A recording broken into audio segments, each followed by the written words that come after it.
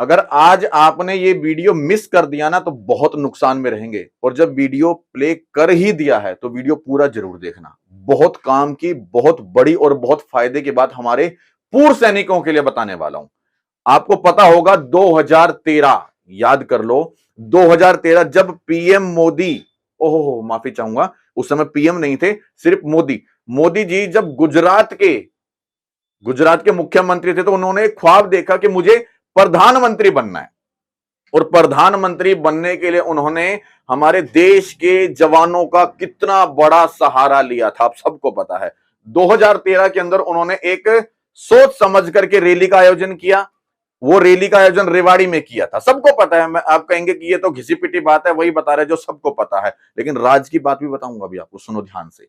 2013 की रेवाड़ी के अंदर रैली के अंदर उन्होंने देश के जवानों के लिए बड़ी बड़ी बातें करी थी, बड़े बड़े बखान किए थे, और उनके सम्मान में, उनके हक में कितनी बड़ी बातें की थी, जिसको लेकर के शायद हमारे पूर्व सैनिकों को लगा एक यही व्यक्ति है जो हमें हमारा सम्मान, जो हमें हमारा हक, जो हमें हमारा ओआरओपी दिलवाएगा। क्योंकि मोदी जी के भाषण में ओआरओपी को लेकर के भी बड़ी बड़ी बातें की गई थी। और आज जमीनी स्तर पे क्या हालात है वो भी आप सबको पता है। पिछले एक साल होने को जा रहा है, 20 फरवरी से जंतर मंतर पर, देश की राजधानी दिल्ली के जंतर मंतर पर वही पूर्व सैनिक बैठे हैं। मात्र 500 मीटर की दूरी भी नहीं है पार्लियामेंट से, लेकिन मोदी जी को वो दिखाई नहीं दे रहे। एक साल हो गया, वो लोग लगातार अपनी मांग कर रहे हैं, अपनी आवाज उठा रहे हैं, चीख रहे हैं, चिल्ला रहे हैं, मोदी जी को वो दिखाई नहीं दे रहे। अब मैं पहले वो वीडियो दिखाऊंगा 2013 वाला, जिसमें मोदी जी ने हमारे देश के सैनिकों के लिए कितनी बड़ी बातें की थी, और फिर वो वीडियो दिखाऊंगा जिसमें हमारे सहयोगी खुद जंतर मंतर पर पहुंचे, वहां पर पूर्व सैनिक मिले, उन्होंने कितने रो रो कर अपना दुख दर्द बयां किया। उन्होंने बोला कि वही मोदी जी जो बॉर्डर पे जाते हैं, हमारे देश के जवानों के साथ होली दिवाली पर्व मनाते हैं, उनको हम नजर नहीं आ रहे। हम 500 मीटर की दूरी पे बैठे हैं, उनकी आंखों में कौन सा मैल घुस गया जो हम नजर नहीं आ रहे। मतलब मैं नहीं, वो पूर्व सैनिक नजर नहीं आ रहे। और वो लोग लगातार 20 फरवरी से एक साल होने जा रहा है, 9 महीने में बच्चा जन्म ले लेता है, लेकिन 11 महीने से ऊपर का समय हो गया, मोदी जी को वो नजर नहीं आ रहे जिन्होंने हमारी, सच मायने में तो मैं कहूंगा 56 इंच का सीना पता नहीं मोदी जी का है या नहीं है, लेकिन हमारे देश के जवानों का मतलब आपका जरूर है, क्योंकि आपका तो सीना नाप के भर्ती किया जाता है। तो सबसे पहले एक बार वो वीडियो देखो, और ये वीडियो ये भी बता दूं कि 2024 के इलेक्शन से पहले पहले सभी जवान जेएसयूज के लिए बहुत जरूरी है, क्योंकि हक आपका मारा गया है। अब देखिए ये वीडियो देखिए, पहले वो समय याद दिला देता हूं जब 2013 में उन्होंने रेवाड़ी के अंदर रैली में क्या क्या बातें कही थी, वो देखिए पहले आप। भाइयों बहनों, हमारे पूर्व सैनिकों को बीमारी में दर दर भटकना पड़े, हाथ पैर गंवाने वाले, युद्ध की भूमि में शरीर के अंग न्यौछावर करने वाले हमारे आधुनिक दधीची, ये हमारे सैनिक, किसी ने अपना हाथ दे दिया, किसी ने पैर दे दिया, किसी ने दोनों पैर दिए, किसी ने दोनों भुजाएं दे दी, मां भारत को अर्पण कर दी। उनको जब, ये बता दूं, ये प्रधानमंत्री मोदी जी नहीं बोल रहे, ये उस समय प्रधानमंत्री थे ही नहीं, मुख्यमंत्री मोदी जी बोल रहे हैं। गुजरात के मुख्यमंत्री मोदी जी बोल रहे हैं, क्योंकि अभी इनको प्रधानमंत्री बनना है। ये 2013 का वीडियो है जिसके अंदर ये बातें करें, देखो। निवृत्ति के बाद अस्पताल में, डॉक्टर के यहां, रेलवे में, बस में लोगों से याचना करनी पड़े, मित्रों, इससे बुरा कुछ नहीं हो सकता। ये हमारे लिए चिंता और जिम्मेवारी का विषय है। श्वेत पत्र घोषित कर आत्मसम्मान से जिए, उनकी वाजिब मांगनियों का शिकार हो,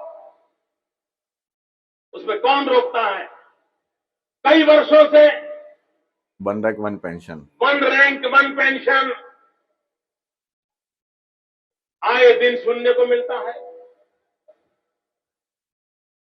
क्या तकलीफ हुई है? मैं आज सार्वजनिक रूप से देश के सेना के जवानों की तरफ से, देश की सेना के पूर्व जवानों की तरफ से भारत सरकार से मांग करता हूं कि वन रैंक वन पेंशन के संबंध में क्या स्थिति है, उसका व्हाइट पेपर घोषित करें। ये कह रहे हैं वर्तमान सरकार जो उस समय 2013 में थी कि उनके ऊपर आरोप लगा रहे हैं कि वन रैंक वन पेंशन की जो स्थिति है वो व्हाइट पेपर पे सार्वजनिक करें। और अब हमारे देश के पूर्व सैनिक कहते हैं कि अब जो हमारी वर्तमान सरकार है, मोदी सरकार है, भारतीय जनता पार्टी की सरकार है, जिसके शासक मोदी जी हैं, हमारे देश के प्रधानमंत्री, उनसे निवेदन कर रहे हैं कि आज जो वन रैंक वन पेंशन की जो स्थिति है उसको व्हाइट पेपर पे घोषित करें, सार्वजनिक करें। अब देखिए, जब हमारे संवाददाता, हमारे सहयोगी जंतर मंतर पे जाकर के खुद उन पूर्व सैनिकों से मिले और उनसे बातचीत की तो उन्होंने किस तरीके से अपना दुख बयां किया है, देखिए वो वीडियो भी। जो कि हम देश का सेवक है, हम देश सेवा किया है, हम देश का कोई ऐसा तो कोई नुकसान हम नहीं चाहता हूं, लेकिन हमें इसी जैसे प्रताड़ित करना, हमारा वरिष्ठ पूर्व सैनिक अधिकारी का बात सुन के हमें गुलाम बना कर रखना, क्योंकि हमारा मांग ऐसे है, हम गुलाम है, 75 साल से गुलाम बना कर रखा है। आपको ऐसे कोई डिपार्टमेंट नहीं मिलेंगे, हर डिपार्टमेंट आजाद होने के बाद कानून बना था, लेकिन सेना का जो कानून जो है, जो 1911 का कानून आज भी लागू है। जो अंग्रेज शासन, अंग्रेज अधिकारियों ने जो हमें गुलाम बना के अपना घर का काम कराते थे, उसी जैसा हमारा काला अंग्रेज अफसरों ने, जो हम उसको काला अंग्रेज नाम दिया है, जो कि उन्होंने अपना घर में गुलाम बना कर रखा है। जो मतलब कितने शर्म की बात है कि आज हमारे देश के पहली बात तो पूर्व सैनिकों को जंतर मंतर पे बैठना पड़ा और ये कह रहे हैं कि हम 75 साल से गुलाम हैं, आजाद नहीं है। क्योंकि 1911 में जो कानून लागू किए गए थे इंडियन आर्मी के ऊपर, डिफेंस के जो नियम लागू किए गए थे, वो जो के तो हैं, मतलब उनके अंदर कोई बदलाव नहीं है। और जो पहले जो गोरे अंग्रेज थे, अब जो अफसर है इनको ये काले अंग्रेज का नाम दिया है। अब जो अफसर हैं सेना के अंदर उनको काले अंग्रेज का नाम दिया है। देखिए यहाँ पे एक एडवाइजरी भी निकल के आए थे, जो गुलाम प्रथा को समाप्त करने के लिए। जो एडवाइजरी में दस्तखत करने वाला जो वरिष्ठ अधिकारी जो है, सेवारत अधिकारी है, वो अपना घर से जो किसी को निकाला नहीं, अपना घर पे 50-60 को रखा है, लेकिन एडवाइजरी दस्तखत कर दी।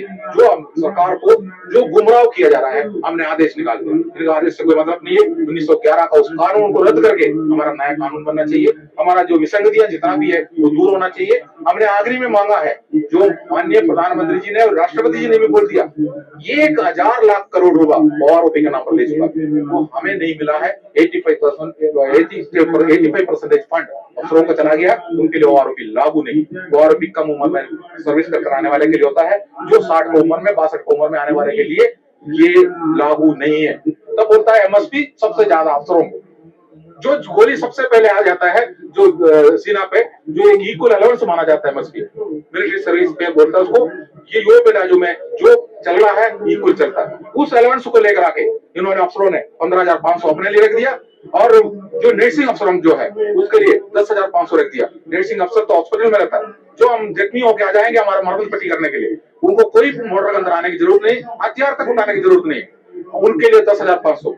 और जो गोली का सामने करने वाला जेएसयू जवान जो है, जो बिल्कुल आज भी खड़ा है उस जगह पर, सबसे पहले गोली उनका सीने में जाता है, तो उनको बोलता है आप 5,400 रुपए। तो इसी जैसा अन्याय बनाकर रखा सरकार अनदेखी किया। जो सरकार जागना जरूरी है। हमने मांगा है जो जुडिशियल कमेटी दे दो, हमारा प्रॉब्लम जुडिशियल कमेटी को बताएंगे। अगर हमारा अधिकारी को कोई प्रॉब्लम है वो भी उनको बताए, लेकिन अधिकारी का आमना सामने हमसे बात नहीं कराना, क्योंकि हमें 75 साल से गुलाम बनाकर रखा है। आज भी हम गुलाम है, अधिकारी ने गुलाम बनाया 75 साल से। आज सैनिक जो बैठा उसको भी गुलाम बनाते रहा है। ऐसे हमने होने नहीं देंगे। हम आवाज उठाया हुआ, अब हमारा आवाज को बंद करने का कोशिश कर रहा है। आज जो माननीय प्रधानमंत्री जी ने बोल रहा है पैसा दे दिया, हम पैसे का लड़ाई नहीं लड़ रहे हैं, हमने पैसे का लड़ाई नहीं लड़ रहा है। पैसा दे दिया है तो उसका जांच करके निकालो हमको क्या मिला है। हमारा कुछ वर्ग को मिला नहीं है, वो हमने क्लियर बता दिया। जो अफसरों को सबको मिला है तो अफसरों को लागू, अगर अफसरों को आप दे रहा है तो हम नहीं बोलना हमारा जेब का नहीं दिया, लेकिन आप हमारे लिए कटौती करके आप उनको दे रहा है, एक वर्ग को ज्यादा संतुष्टि करके लेके जा रहा है, तो एक ही वर्ग ले रहा है। अगर लड़ाई लड़ने में अगर इतना सक्षम उनको पास है, जो अगर उन्हीं को ही भर्ती करो ना, जो हमारा ऊपर क्यों ऐसे कर रहा है। तो इसलिए हम अपना हक मांगा है, हमारा हक हमें चाहिए, हमारा हक हम सरकार से मांगा है। हमारा सरकार ने वरिष्ठ अधिकारियों को बात सुन के तरह तरह का बातें सुन रहा है। हम उनको ये कह रहा हूँ, आपको जुडिशियल कमेटी देने में क्या तकलीफ है, जुडिशियल कमेटी दो, हम उनके सामने बातचीत करने के लिए तैयार है। नहीं तो आने वाला टाइम पर जंतर मंतर की एक आवाज, जो आचार संहिता लगने का पहले हम एक हुंगार भर के दिखाएंगे, हम अपना जो ऐसे रोष प्रकट हम निकाल कर दिखाएंगे ऑल इंडिया लेवल में पूर्व सैनिक आएगा तो। लेकिन पहले बार 2024 का जो चुनाव आ रहा है, जब तक हमारा जो बात है सही तरीका से निर्णय नहीं लेंगे तो इसका वोट का चोट जरूर सरकार को मिलेंगे, जो कि हमारा सरकार फौज का नाम लेके ही वोट मांग रहा है। जो फौजी को पास जाके उसका मुंह में लड्डू दिलाने से कोई फायदा नहीं। जो प्रधानमंत्री लड्डू हाथ में उठाने के बाद मुंह किसका लगना है, वहां पहले ड्रिल बना कर रखा है। ये ड्रिल लगा के उस जगह पर जाके उनको कुछ भी कहो वो कोई भी जवाब नहीं देंगे, क्योंकि वो जगह ऐसे है। लेकिन हमारा परेशानी क्या है तो हमसे आकर पूछो ना। हम 500 मीटर दूरी पर बैठा हुआ, यहाँ लड्डू लेकर आइए, हमारे साथ में लड्डू खाइए, हमें बताइए, हम अपना प्रॉब्लम बताता हूँ। अगर प्रॉब्लम बताने के बाद अगर किसी न किसी तरीके से सरकार नहीं कर सकता है, हम समझौता करने के लिए तैयार है। अगर सरकार के पास पैसे नहीं, हमारा से 1,000 2,000 काटना है तो काटिए, हम कभी नहीं आवाज नहीं उठाते। लेकिन हमारा बात हमसे सुनना है। जैसे जवान का हक जैसे जवान से लेना।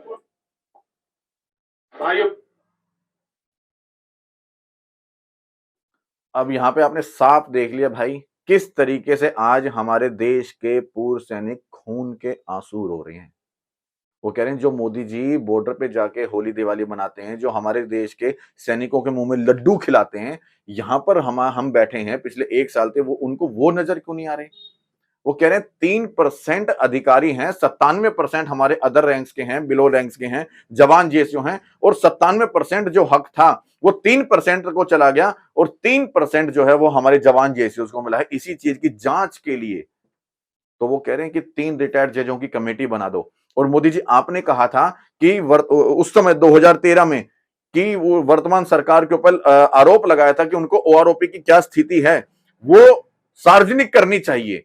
आज हमारे देश के जो पूर्व सैनिक हैं वो ये कह रहे हैं कि ओआरओपी की जो स्थिति है आप उसे सार्वजनिक कर दो, और जो आपने हमारे को कहते हो कि कभी 65,000 करोड़ कहते हो, कभी 70,000 करोड़ कहते हो, कभी 90,000 करोड़ कहते दिया है, तो उसकी जांच करवा दो बस।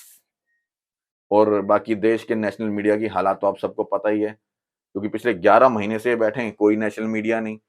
पिछले 3 दिन से लगातार अग्निपथ को मतलब माफी चाहूंगा, पेंडिंग भर्ती को लेकर के वहां पे आंदोलन चलता रहा, कई हजारों युवाओं ने किया, कोई नेशनल मीडिया नहीं। बड़े बड़े आंदोलन वहां पर हो रहे हैं, कोई नेशनल मीडिया नहीं। ईवीएम को लेकर लगातार आवाज उठ रही है, कोई नेशनल मीडिया नहीं। महंगाई, बेरोजगारी, भ्रष्टाचार को लेकर आवाज उठ रही है, कोई नेशनल मीडिया नहीं। और बाकी आपके अपने क्या विचार हैं, क्या वाकई ये लोग जो 11 महीने से बैठ करके अपनी बात कर रहे हैं, यदि आपको लगता है ये सही हैं तो इनके लिए थैंक्स बोलिएगा। और यदि आपको लगता है कि हमने इस चैनल के माध्यम से सही मुद्दे, जेन्युइन मुद्दे उठाए हैं, तो चैनल को सब्सक्राइब कीजिएगा और वीडियो को शेयर करना बिल्कुल मत भूलिएगा। जय हिंद, जय भारत।